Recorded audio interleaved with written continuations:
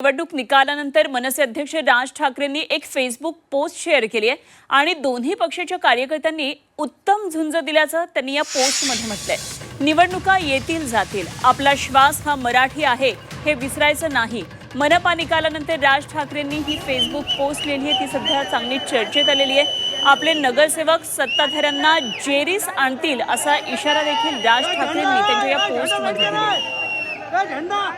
एकदा आपण पाहूया काय नेमकी ही पोस्ट राज ठाकरे यांनी फेसबुकवर लिहिली आहे। सर्वप्रथम महाराष्ट्र नवनिर्माण सेना आणि शिवसेनेच्या निवडून आलेल्या सर्व नगरसेवकांचं मनापासून अभिनंदन। यावेळची निवडणूक ही सोपी नव्हती। अचाट धनशक्ती, सत्तेची शक्ती विरुद्ध शिवशक्ती अशी लढाई होती, पण अशा या लढाईमध्ये दोन्ही पक्षांच्या कार्यकर्त्यांनी उत्तम झुंज दिली, त्याबद्दल त्यांचं कौतुक करावं तेवढं कमी आहे। महाराष्ट्र नवनिर्माण सेनेला यावेळेस अपेक्षित यश मिळालं नसलं याचं दुःख आहे, पण म्हणून खचून जाणारातले आपण नाही। आपले जे नगरसेवक निवडून आले ते तिथल्या सत्ताधाऱ्यांना पुरून उरतील आणि मराठी माणसाच्या विरोधात काही होत आहे असं दिसलं तर त्या सत्ताधाऱ्यांना जेरीस आणतील हे नक्की।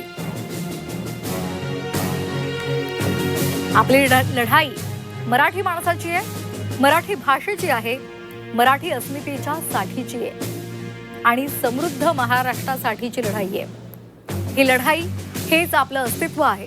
अशा लढाया या दीर्घकालीन असतात याचं भान तुम्हा सगळ्यांना आहे। बाकी काय चुकलं, काय राहून गेलं, काय कमी पडलं आणि काय करावं लागेल याचं विश्लेषण आणि कृती आपण सगळे मिळून करू।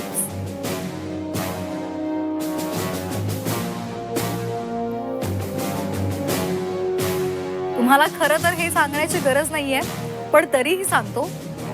MMR परिसरामध्ये असो की एकूणच राज्यात मराठी माणसाला नागवण्याची एकही संधी सत्ताधारी आणि त्यांच्या आश्रयाला गेलेले सोडणार नाहीत। त्यामुळे आपल्या मराठी माणसाच्या पाठीशी आपल्याला ठाम उभं राहायचंय। निवडणुका येतील आणि जातील, पण आपला श्वास हा मराठी आहे हे विसरायचं नाही। लवकरच भेटूया, पुन्हा कामाला लागूया, नव्यानं आपला पक्ष आणि संघटना उभारूया।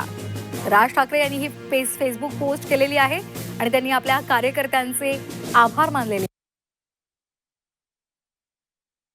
सन्मान्य राज ठाकरे यांनी जी भूमिका मांडलेली आहे ती योग्य आहे।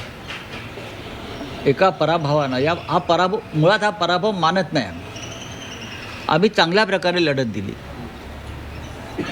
आम्ही चांगल्या प्रकारे आघाडी घेतली। महाराष्ट्र नवनिर्माण सेनेला अजून 10 ते 12 जागा मिळणं अपेक्षित होतं, पण त्यांचे सुद्धा अनेक उमेदवार महाराष्ट्र नवनिर्माण सेनेचे हे थोड्या फरकानं पडलेले आहेत। तर जसं मुलुंडला सत्यवान दळवी यांचा विजय जाहीर केला आणि त्यांनी विजय मिरवणूक काढली। खरं म्हणजे त्यांनी तिकडे थांबायला हवं होतं काही काळ, असं आत्ताच मी चर्चा केली, कारण रिकाउंटिंगची व्यवस्था होती पण ती करू शकले नाहीत।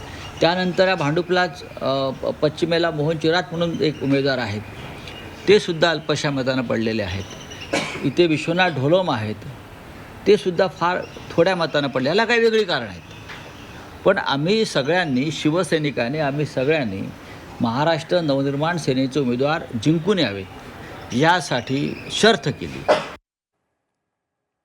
ते कालच्या निकालानंतर अशा प्रकारे राज ठाकरेंची फेसबुक पोस्ट होती। संजय राऊतांची त्यावर प्रतिक्रिया आली।